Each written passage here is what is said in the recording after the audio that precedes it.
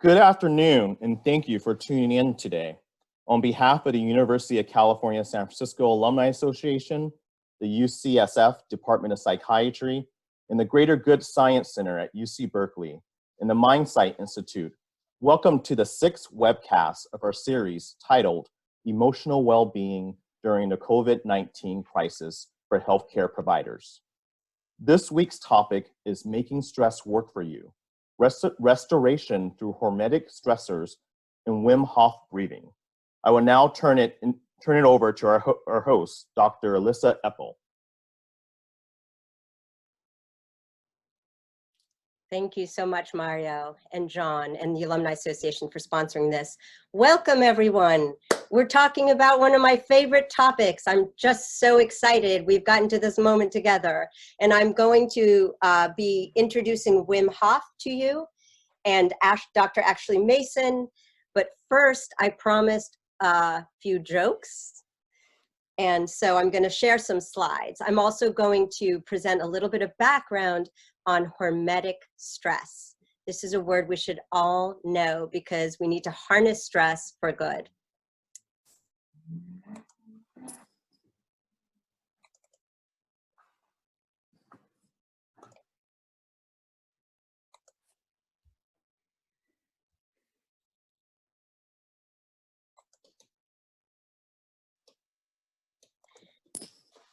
Okay, so my first question is, can you see my screen?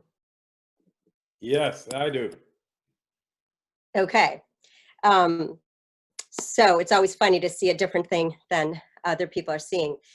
I am showing you, first slide here of the phases of disaster. This is a slide from SAMHSA. In a typical disaster, we go through tremendous emotional ups and downs. Now, where are we at collectively? We are, depending on our geography, we tend to be somewhere between peak impact and looking toward recovery, over the hump. And some of us, we are getting toward thinking about a honeymoon. Of course, community cohesion means we need to be together physically. And at that time, we can really kind of, we will be so happy when we are together. But looking ahead, there's rebuilding, there's regeneration, and there is also the possibility of yet another peak disaster of COVID in the fall. So bottom line is still an uncertainty. We cannot control the course of events individually, but we can control our responses. So we're talking today about ways to promote stress resilience physiologically. We have been focusing on psychological strategies for managing acute stress well. Our department has created a video library of shorts on psychological strategies. I suggest you look at that on our Department of Psychiatry webpage. Today, we're talking about not how the mind changes the body solely, but how the body changes the mind, how we can use biobehavioral strategies to actually promote stress resistance and stress resilience. So jokes, thank you for sending me jokes. Some were funny and crude, I couldn't show them. And all of them have this kind of heaviness of, they're so funny and there's such a dark truth behind some of them. So especially for essential workers and medical providers.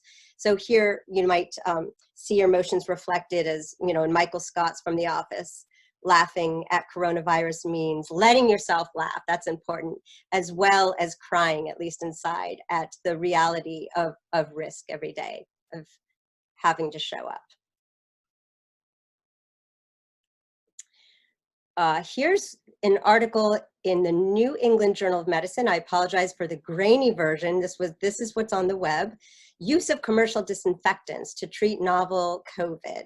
Methods. We read the labels on bottles that we found in the janitor's closet. Conclusions. This will kill you. Don't do it. This is funny because at least some of you thought this was real, right? This could be a real study. That's where we're at. Okay, for those of you old enough to have watched those Scooby-Doo cartoons, at the end, they always pull off the hood and they find who the villain is, the culprit. It's just the climax. And you're like, oh, it was them. So I just thought this was so funny. Who's really behind the coronavirus? It's the Charmin bear. Sorry, it's cheap humor, but it for those of you who watch many Scooby-Doos, is pretty funny. Okay, just now a few images of art for us, reflecting our times. Not another walk.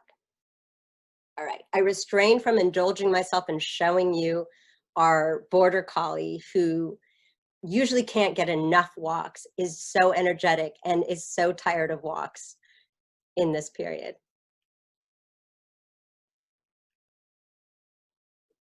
You might have had a group chat on Zoom that looked like this. Or maybe it was more like the Brady Bunch. Okay, so it's very easy, and I am done this a lot in my mind, have said this to young people. This is just a pause.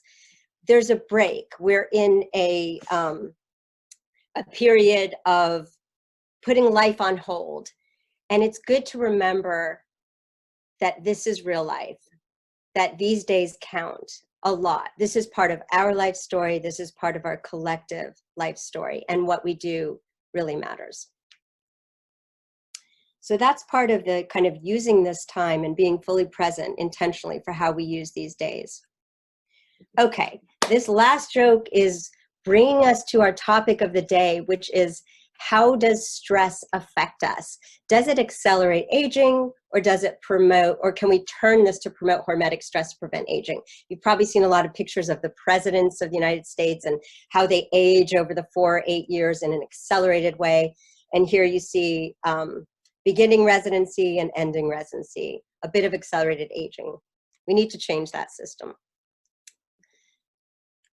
Okay, so I have been focusing on trying to understand positive stress, the types of stressors that are good for us, and the ways that we can respond that can promote hormetic stress, which is harnessing our natural ability to actually become stronger.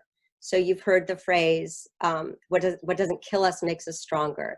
There is a phenomenal array of beautiful basic mechanistic research and model organisms showing that when we apply short-term manageable stressors to organisms like worms, we promote their longevity. I am writing this paper. As you can see, NIA, National Institute of Aging, is very interested in promoting human or translational models of stress. And so I have not turned this paper in. It's late. I'm not one of those people who are productive. I'm one of the many women who are not turning in papers during this period. I know I'm not alone, but I can tell you the bottom line. This is that when we have overexposure to stress, toxic stress, chronic stress every day, we don't have the resources to cope, it accelerates our biological aging, like inflammation. It is associated with shorter telomeres. When we have exposure to short-term manageable stressors, our body turns on different responses, the cleanup crew, the housekeeping, the repair mechanisms in our cell. This has been called many things in the immune literature: stress inoculation, preconditioning, biological shields. It's like a vaccination response.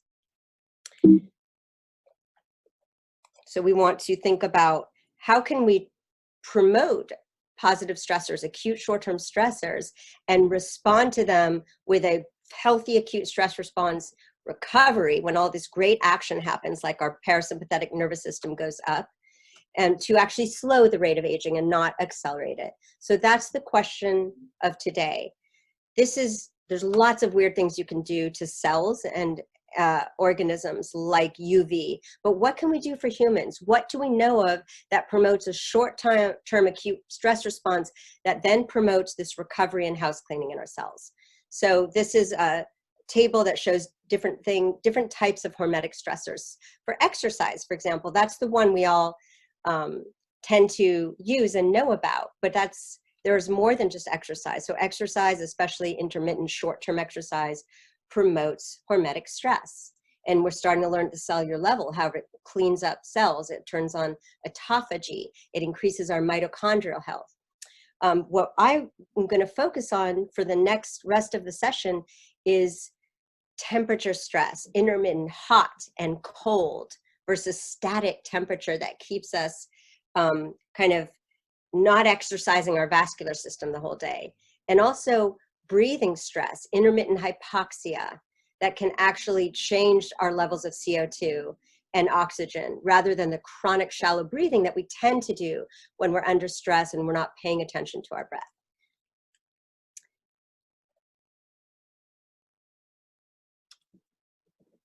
Okay, so hello again. That brings us to our current moment. I'm so pleased to introduce to you today Dr. Ashley Mason of UCSF. She's an assistant professor at the Osher Center. And Ashley's going to talk to us about some of her recent studies using hormetic stress, using hyperthermia. Now, I've brought to you frontline medical providers. Ashley's also a frontline researcher. She's also doing a COVID study that she'll tell us about next. But first, Ashley, tell us about your sauna studies. Why sauna? Why depression? Sure. Yes. Thanks, Alyssa. So I began down this journey of doing sauna research after reading some of these earlier papers that were published in 2013 and 2016 that found that just a single sauna session, a long sauna session between 70 and 110 minutes, getting people's core body temperatures up quite high to 101.3 degrees, actually exerted an antidepressant effect in depressed populations. And this antidepressant effect lasted out to 6 weeks from one sauna session. That is very exciting and intriguing, particularly in the field of depression, which is really hard to treat. Antidepressants work for many people, but they also don't work for many other people. Psychotherapy works for lots of people, but same deal. Not everybody can get to it, and it doesn't work for everyone. So I was particularly interested when I saw this literature coming out on whole body hyperthermia for the treatment of depression, and started to walk down that road myself to see, okay, is this something that we can start to look at further? Because there hasn't been much research on this since, for a whole host of reasons. But one of the reasons that I was particularly interested in it is, well, saunas aren't that hard to get to. If this is something that works, maybe this is something that is easy to access for all kinds of folks. So I started looking at, well, can I take a commercially available sauna that I can buy on the internet and actually replicate what these 2013 and 2016 studies did? And so far at the Osher Center at UCSF, we've done one study where we had 25 healthy people come in and do the same kind of sauna session. And we found that, lo and behold, our device actually can mimic the medical device that was used in those other studies. And in the next study, which I was getting ready to do when COVID hit, we will be actually recruiting patients with depression. Yeah, it's extremely innovative and exciting that you're doing this, Ashley. I think it's so interesting when you hear about things that people are using and have these amazing anecdotes, but there's not the research to back it. And so, you know, as researchers, we're kind of forced to ignore that, but you've been able to find funding and study this. What do you think about some of the mechanisms? How could this be working? So there's a lot of different ideas out there about how this might be working, but one of the most interesting things to think about with this is that there's literature going back to the 1980s and potentially even earlier, documenting that a number of people with depression have dysregulations in their thermoregulatory capacities. In other words, people with depression sometimes are not as good at regulating their body temperature. This might mean that their body temperature is actually quite warm or hot, and yet they're not able to sweat or do compensatory cooling. By putting these folks in a hyperthermia situation where we're forcing their body to engage in self-cooling, we're turning on potentially some of these mechanisms that haven't been working. And a key question is, well, okay, if you're turning it on once in one sauna session, how long does that last? Do we need more sauna sessions? Are folks with this kind of physiological depression in need of weekly sessions, twice weekly, once monthly? We don't know the answers to these questions.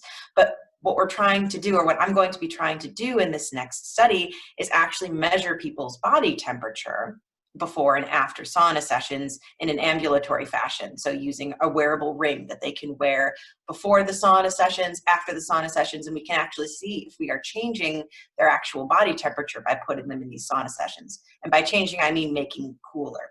Because what the 2013 paper that I talked about found was that the amount of decreased depression from before the sauna session to after the sauna session actually correlated with the decrease in core body temperature that those folks had from before the sauna session to after the sauna session. So I'd say that that's a really exciting mechanism that I'm very, very focused on in this research. Well, we can't wait to hear what you find. We certainly need more treatments for depression that work. So tell us about what happened when your study was paused. You've been using these biosensors for hypothermia and mood. And what next? And what has it been like to study COVID, to jump in and study detection of COVID? Tell us about your study. Yeah, so I remember this all too clearly, but it was around a Monday that I learned that, okay, research is probably going to be put on pause at UCSF, including the studies that I was planning to do. And at the same time, I was thinking, well, this is interesting. I'm using these rings that measure body temperature. And at the time, there was a lot of focus on the symptom of fever in COVID, an elevated body temperature. And so my next thought was thinking, well, I wonder if these rings are going to actually pick up if someone's getting sick. Is it possible that this could actually be a device that may tell us if people are coming down with COVID?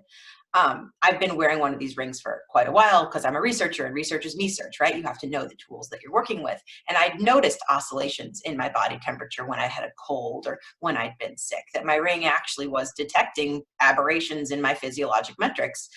So I thought, well, who's most likely to be at risk for getting sick? And my first thought was the folks who work in the emergency department.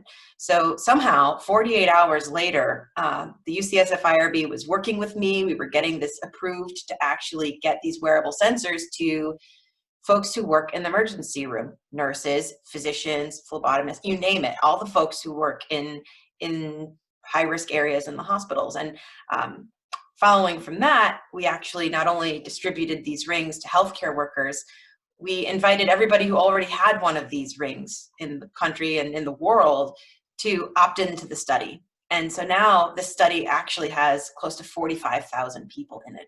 It's called TemPredict. And it all happened in just a number of days that this got thrown together. I have never worked this quickly in my life. This kind of study normally would take months to plan and get approvals for and actually do. But somehow this all happened so fast, and UCSF has been incredible in getting all of the approvals and reviews and things done that we need to make this research happen. And a very exciting study. We hope that you can predict onset of infection and symptoms. It will be incredibly important in the fall. And thank you for your hard work. I know how hard you're working, and for joining us and telling us both about your Hormetic study and your COVID study. Thanks for having me. It is now my pleasure to introduce to you Wim Hof. Wim, you might have heard of. Wim is an extremely popular teacher, an untraditional teacher about the mind and the body. And he has over 1 million followers. He has many world records demonstrating how mind over body can promote amazing feats. And that's not what attracted me to understand what he's doing and his method. So I want to tell you that I, as you know, I've been searching for Hormetic stressors to study. And I was at a conference, and after I spoke, I heard Wim Hof speak. And unlike, it's just like a stiff conference, everyone's wearing suits, but Wim Hof got up and is himself. And he is an outdoor adventurer, an explorer, an extreme athlete. And he told his story, and he led us through his part of his method, which is a breathing method that we will all do together soon today. And it was a extremely interesting mind-body experience. And then I read the literature about it. There have been 7 published studies on the Wim Hof method. And it is a combination of exposure to cold showers or ice, and to extreme breathing, which causes very short-term hypoxia that you recover from, and you feel the recovery. You feel, I'll just say my own stress threshold, which is pretty low, was much higher the days that I tried the Wim Hof breathing, so that I felt a type of kind of calmness, placidity, and even some elation. So that was enough to lead me to convince some of my colleagues at UCSF, like Wendy Mendez, Eric Prather, to do a really intense, rigorous study of the Wim Hof method to see, is this really promoting stress resilience? When we promote stress resilience in one way, such as fitness, we're actually promoting what we call multiplex stress resistance, that we become resistant to other stressors. This has been shown in the, the worms and the flies, and in people as well. When we're physically fit, we're more resilient to psychological stress. So we are conducting a study at UCSF. We are toward the end of a large clinical trial in the method. The trial's on pause. I won't be talking about that anymore today. But I just want to tell you about the real picture of Wim Hof. I just had the pleasure of reading. There's been a lot of documentaries on him and books written by other people. He has written his own story that I just had the opportunity to read, that's not out yet. And so it's not that Wim Hof is a someone with superhuman capabilities and genetically different. No. Wim Hof is actually brought his method that he's cultivated through his life to people in a very easy to understand way. And there's very little mystery about it. And that's why I think it's so exciting. He has described exactly how he has used his mind to do these amazing feats. So he's from the Netherlands. He's the dedicated father of 5 children. He is, as I said, an untraditional teacher about nature, the nature of mind-body connection. He goes by the label of, he's been labeled extreme athlete, but I just want to present the fuller picture. He grew up in a typical family where academic performance was highly valued in his family and his community, and he always felt different. He felt an extreme passion and connection with nature. So that's where he spent a lot of his time. By 13 years old, he became a vegetarian, very unusual in his culture. In his late teen years, in spending a lot of time outside, he explored the ice. And he was drawn to it, and he's been swimming in ice water for decades. So he has gone through a lot of personal adversities, as most people have. He has lost his wife to suicide. And one of the ways he dealt with the psychological pain of loss and becoming a single father was exposure to ice. And I talked about multiplex stress resistance, how that actually creates also some capacity for more psychological coping. So welcome, Wim. Thank you so much for joining us. I think it would be great for people to first hear if you could give a brief summary of what are these world records, and what is a common underlying principle? Why do you have world records in very diverse areas? Thank you. Yes. Thank you for having me. You did a great preparation and very bright. Thank you very, very much. So what I've been doing, I did a lot of records. It is actually through television. Television is crazy. When they find out there is a person who is able to do some strange feats within the extreme cold, and that is being carried, the idea of the cold is being carried as very hostile, very dangerous, very out there, and yeah, that is aggressive. And a person like me, I had developed my skills, my physiology to be able to stay in the cold, where people say he's superhuman. This is not possible, and he is doing it. Look at that. And then television came in, Discovery Channel, National Geographic, BBC, etc. They began to challenge me. Can you run a full marathon beyond the polar circle in your shorts? Can you climb Mount Everest in your shorts? Can you swim big distances under a big cap of ice in the midwinter? Can you hang by one finger in 2 kilometers or more than 1 mile up there in winter sky? Just by one finger, showing the dexterity and the superpower you all got. I could do all those challenges. So I got to get 26 world records, because television is crazy. They always challenge you for more. But there is a underlying idea. It was my emotional loss that made me go into the ice water, which is able to still your mind. You are only surviving. You are there. That made me able to be myself a moment without the pain, the heartbroken pain, this nagging grief inside my head. I had to take care of 4 children alone, and with very little money, and left behind. Boom, there it was. Deal with it. And society goes as a train. And if you cannot catch on, you're just left behind. So I could not. I always say, my children made me survive, and the cold water healed me. And then, after a lot of training therein, I came across television, did a lot of records, and then I caught the attention of scientists. The scientists came in, and they saw me doing things physiologically are not possible by humans. But I'm a human, and I'm doing it. So they asked me, can you go into a laboratory setting and be subjected to cold physiological experiments? And I said, of course, that's what I want.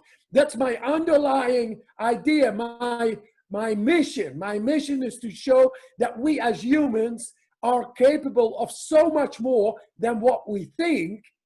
And then I went into this physiological experiment where I stood for 80 minutes in ice, and they were taking blood all the time for over 1 hour until the blood could not get through anymore because it was too cold.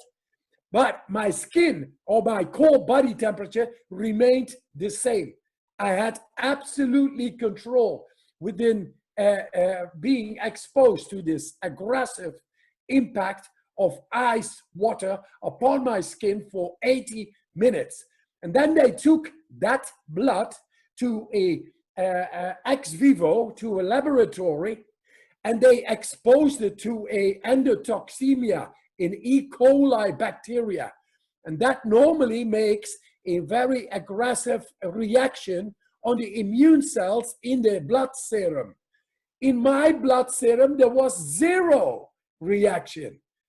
And that is part of our capacity to have blood within us so enriched, so on that bacteria, and I say virus or inflammatory markers have no chance.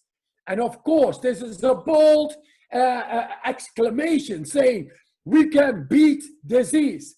But later I said to the doctors, listen, I'm not an anomaly. I'm not the exception on the rule, confirming the rule.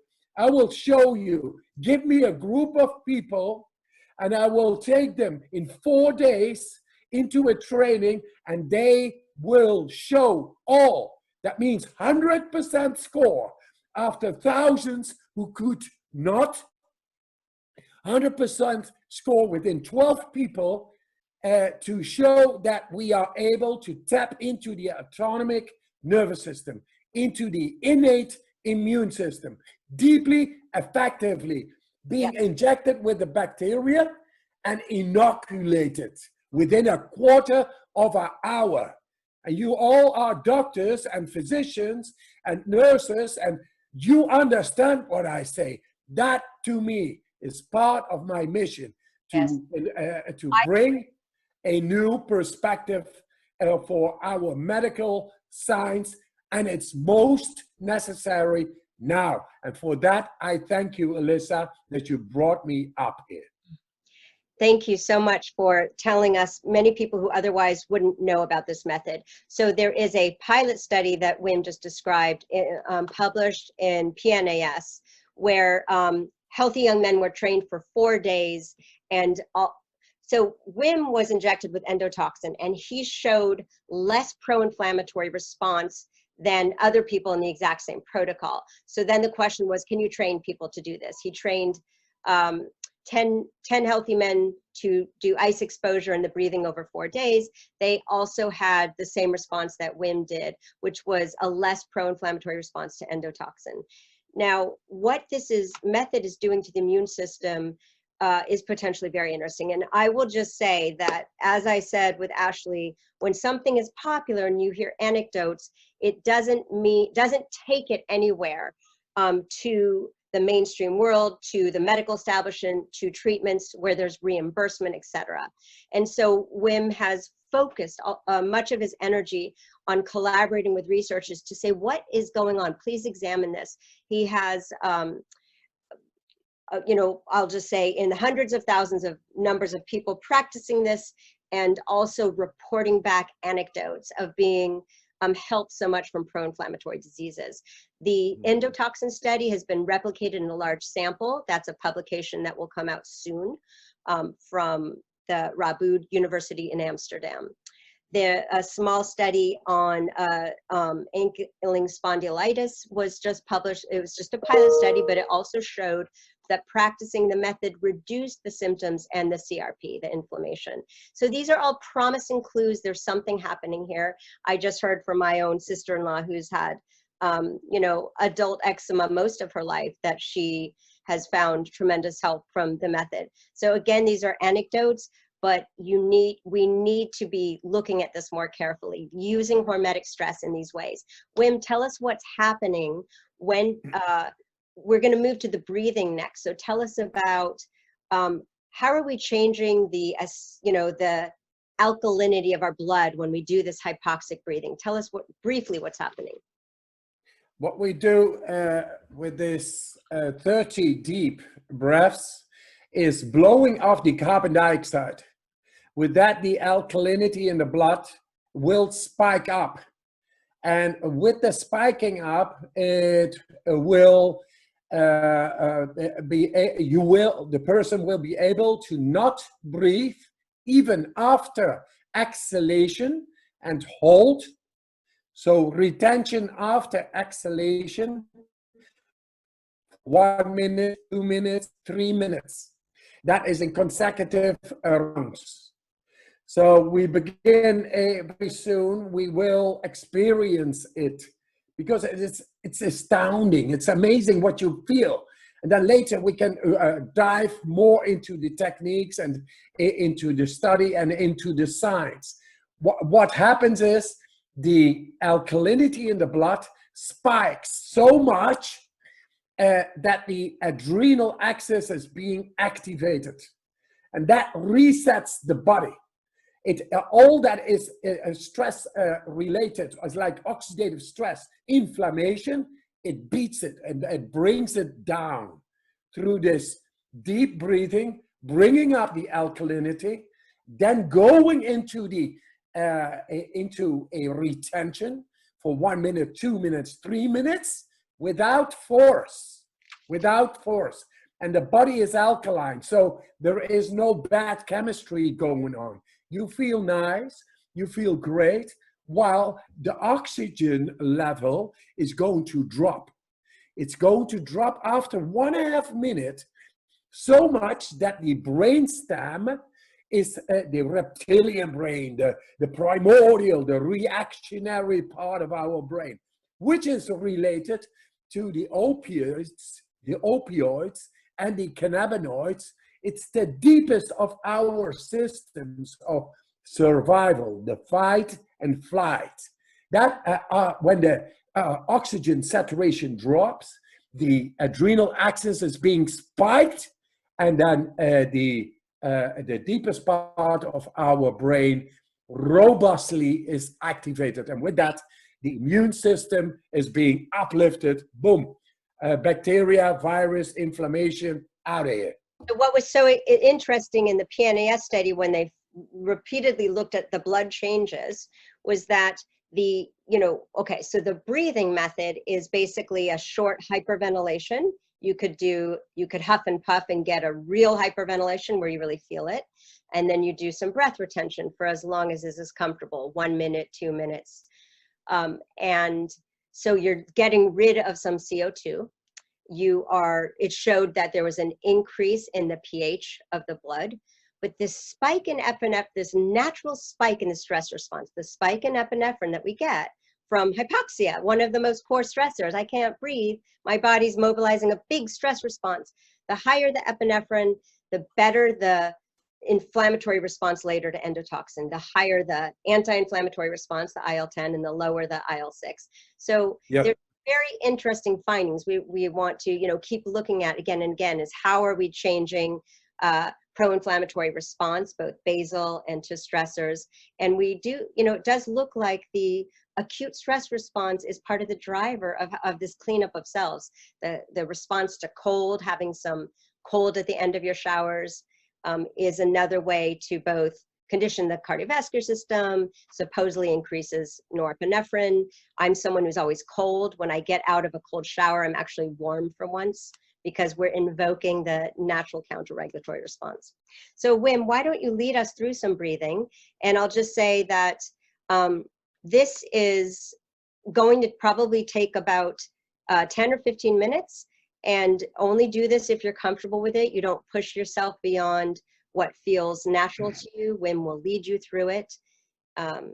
Please. Yes, good. Feeling is understanding, guys. All you doctors, a lot of in the mind, let your prejudice go and just feel the breathing.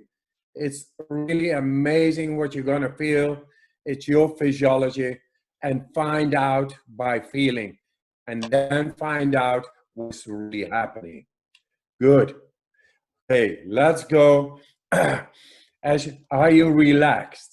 A relaxed body is able to store up oxygen better. So relax, please. As you are relaxed, we have a belly and a chest breathing. Belly and chest breathing means the full lungs. We will fill up the lungs for full. So fully in, letting go. Not fully out, but fully in. Letting go. Belly, chest, letting go. Fully in, letting go. We are blowing off carbon dioxide. Fully in, letting go. Become a little bit lightheaded. It's all logical. And letting go. Just keep on going. Have your mind just fully in and letting go. Don't go anywhere with your mind, just with the breath. Very simple, and letting go. Fully in and letting go. Fully in, letting go. Let your mind go, your thoughts go. Just take a moment with this breathing technique. That's showing itself through science. Now it's coming to you because I think this is of great help to beat anxiety and inflammation. Just find out, feeling is understanding. Fully in, letting go. Only takes 10 minutes the total. And then you can make up your mind. But before, fully in, letting go. Fully in, letting go. These are the techniques I've been using. Very simple, accessible, very effective techniques in all my world records. And they work. And they work for people with performance and with chronic diseases. It does great things. And people with panic attacks, no longer panic attacks. It's amazing what it does. So simple. Fully in and letting go. Last 10 breaths. Fully in, letting go. Lightheadedness, tingling, just all what is different. Breathe into it. It's all charging up the body. We're going to do a great thing. After 6 breaths, counting down, and 6, and fully in. Whatever is different, breathe, intensify it. It's all good. No worries. It's going to be great. And 2 more. And 2. And 1. Fully in. Letting go. Here comes the last one.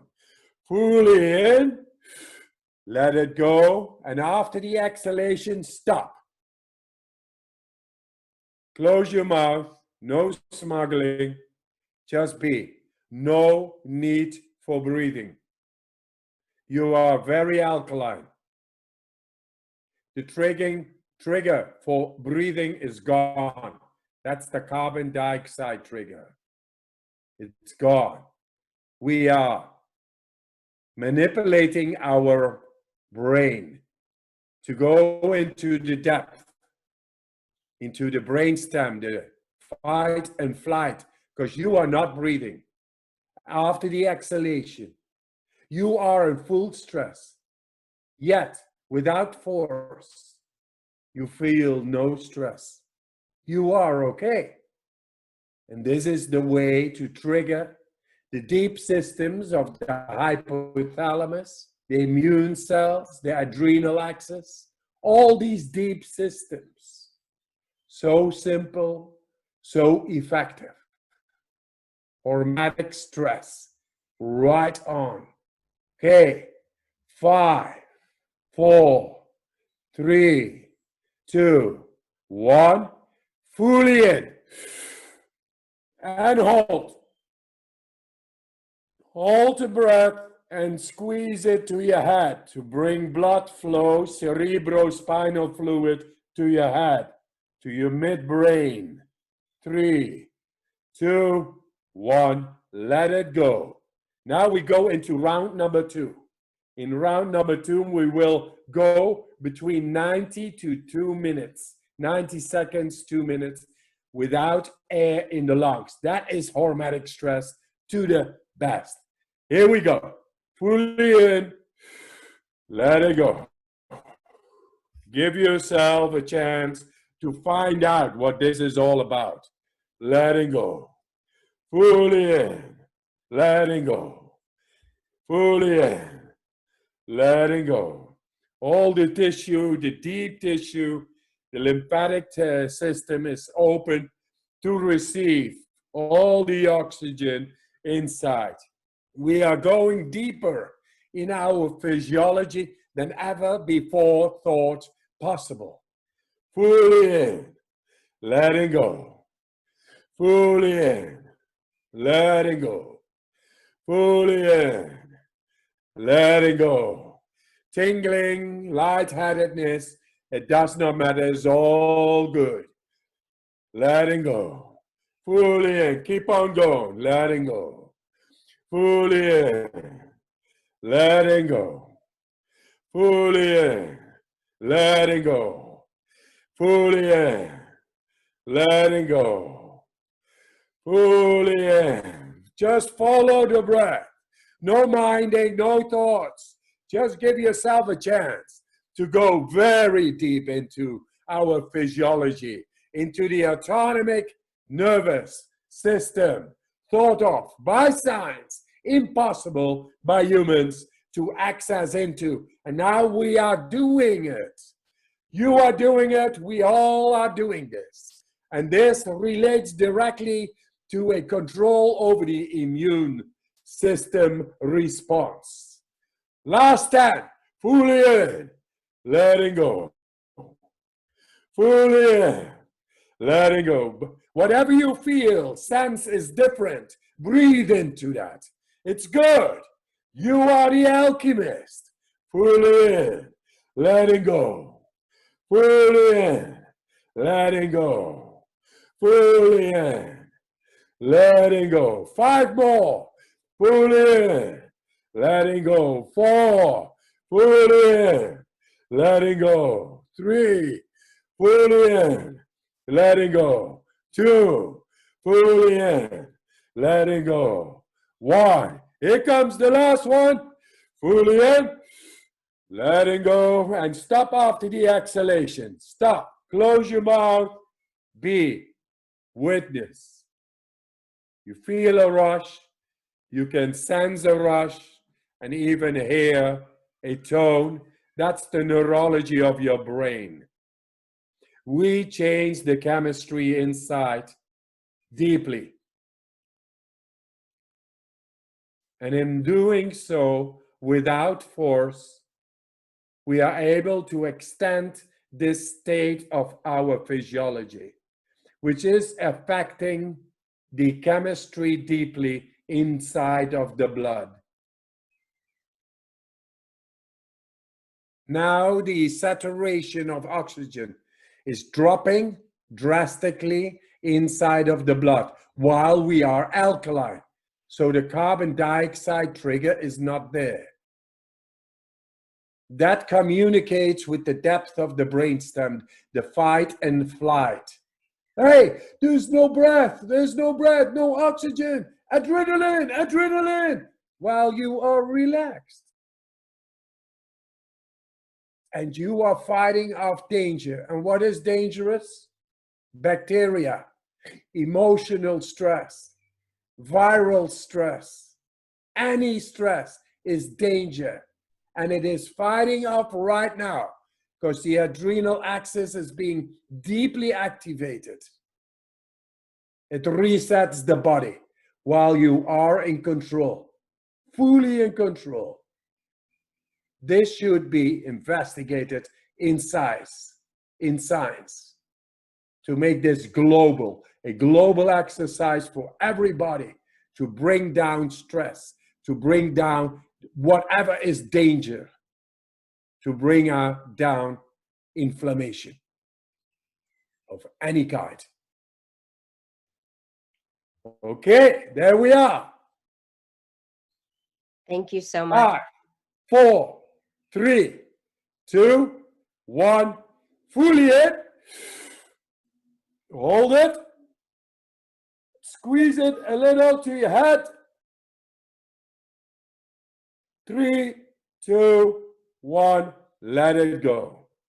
Okay. Now relax.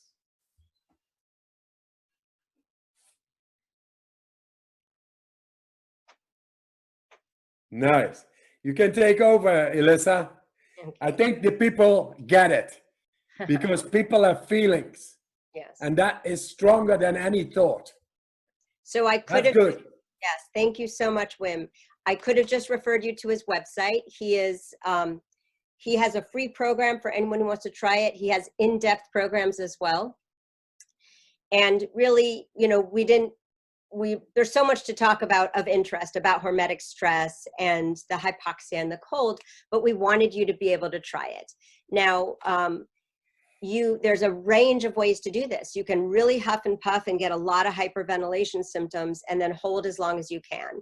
And that is what I think we all started off with his method, because that's what he's done to be able to withstand ice for hours, for example. That's the way he's heated his body. He has used control over the autonomic nervous system, the nervous system that we supposedly can't manipulate. So There's also gentler ways of breathing, of doing the long, deep breathing and then breath retention. It's a more gentle way. That's what is being used a bit more for depression. And all of this is just, it's about self-experimentation and good rigorous research. So if you want to try it, you don't have to use ice. You can use the cold showers. It is, why would people do this? Because our body loves short-term acute stress because it kicks it into a recovery mode that our evolution is used to. We're used to acute stressors. We're not used to being in a heated room, relaxing the whole time, having, you know, an abundance of calories, etc. So the, you know, acute stressor, recovery, stress, relaxation, stress, relaxation. This is what our body loves. So we need both. We need mindfulness, we need yoga, we need ways to reduce our physiological arousal, as well as these healthy ways to be increasing it in a way that's manageable and controllable. So that is my Hormetic Stress lecture. That's a very grand, let's just say high level, but the biology of hormesis is fascinating. We hope to discover a lot about it. Wim, you are so brave and so passionate about bringing this to people. It's fascinating what's happening in the world with this. There is, for example, a group of people with traumatic brain injury. They're paralyzed. They cannot exercise. Their cardiovascular system could be, you know, melting away with weakness, but they're now starting to use the method to feel invigorated and keep conditioning. There's a group of elderly people, including people in their 90s, who are using this method, who again can't go do a HIIT class, but they can do this to be invigorating their system. So there's a lot of possibilities. It's very interesting, fascinating. Thank you for being a pioneer. And my last question to you will just be, since you have, from your view, Wim, you have, you've talked to many, many people in many different countries about the method. I don't know what it's like for you hearing so many amazing anecdotes. I know that you are bursting with love and passionate energy to bring this to medical care. So just, you know, tell us what your aspirational vision is. How do you see this helping and being implemented? Yes. So I was able to tap into the so-called autonomic nervous system, considered to be impossible by science. And then I showed a group to be able to do likewise. That means it's not me. It's not about me. It's about something I found, and it is good. And where I found it, there is a lot more. And it is for everybody accessible. And I'm just pointing out, guys, look in yourself.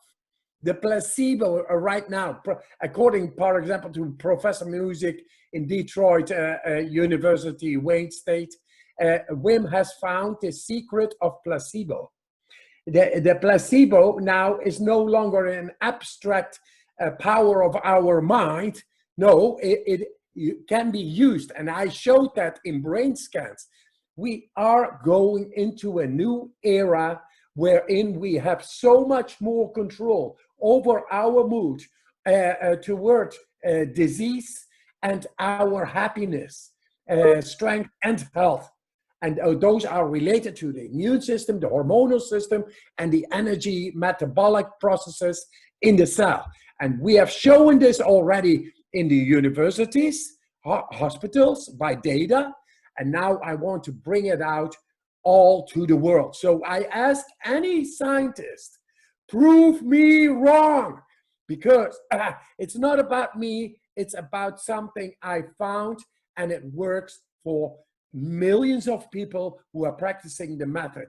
And these are not just believers, these are also professors, a lot of professors, doctors, but also carpenters, electricians, engineers, people from all walks of life, grounded people, but having no solace in the existent medical care. And they see this, they take it on, and it helps. And I'm not anti-medical care. We need to supplement it with the power of what people already have, and it needs to be awakened. That together is going to be the future. And it looks bright. So much. I should also say a few things that I didn't get to say about the hormetic process. What we know about aging is that we don't have a pill, and we may never have a pill to slow biological aging. But the things that really work so far are, in a sense, working through similar pathways. Caloric restriction is a stressor, or fasting mimicking diets. They are causing stress pathways to rejuvenation of stem cells. That is Walter Longo's work at USC. So we're not just talking about relaxation and restoration. We are talking about rejuvenation, and so that we can slow aging, or maybe even in the case of these animals where they're regenerating some of their organs, it is reversing. And so we don't have drugs that can do this. We have so many chronic medical conditions that plague our society, like depression and immune conditions, pro-inflammatory and autoimmune conditions. These are not easily solved by the pharmaceutical company. And so I'm just so excited about the possibility of really exploring our inherent rejuvenation abilities.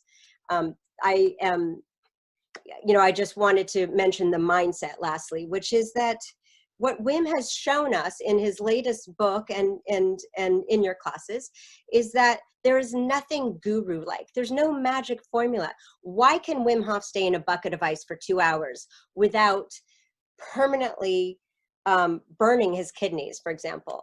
What he's doing is activating the autonomic nervous system, keeping his temperature high. These are studies. Monks have done this 30 years ago. There's studies in, for example, Science showing that we can increase our autonomic nervous system through breathing techniques. So this is something humans can do. We can do this with these bodies. It's amazing. The mindset is belief, intention, and also relaxation, which is still a mind-boggling, because we don't relax when we're in the middle of stress, right? But you're training us in the middle of a cold shower to stop that automatic gasping that our body has and to breathe slowly. And so it's this very interesting, dialectical experience of, in the middle of stress, having a clear, peaceful mind. I am fascinating with the retention. I will hyperventilate and get that over with so that I can have the retention period. Minutes of silence, of stillness, of watching the mind. It's a very interesting experience. So thank you for leading the way and for your dedication and hard work. And for those of you who this sounds terrible to, don't try it. There's a lot of other ways out there. I just feel it's so important for us to know about natural ways to invoke our hormetic stress response. So I'm so grateful to you and to all my colleagues who are studying this, and all the discoveries that potential discoveries that could be made with this. And this is where NIA is moving as well. Now, I'll just end with the usual place with our webinar, which is thank you to all of you healthcare workers. This is turning into a long marathon, and we just need all the help we can get. We have been really busy putting our mini videos on our website. So if you go to the UCSF Department of Psychiatry, you will find new resources, something for everyone. We also have the resources for finding Wim Hof's courses on our website now. So on the webinar page, you will see hit the PNES study, you will see the free mini course. And so stay tuned, and we really look forward to seeing you all next week when we will talk with Thuptim Jimpa about compassion and healthcare.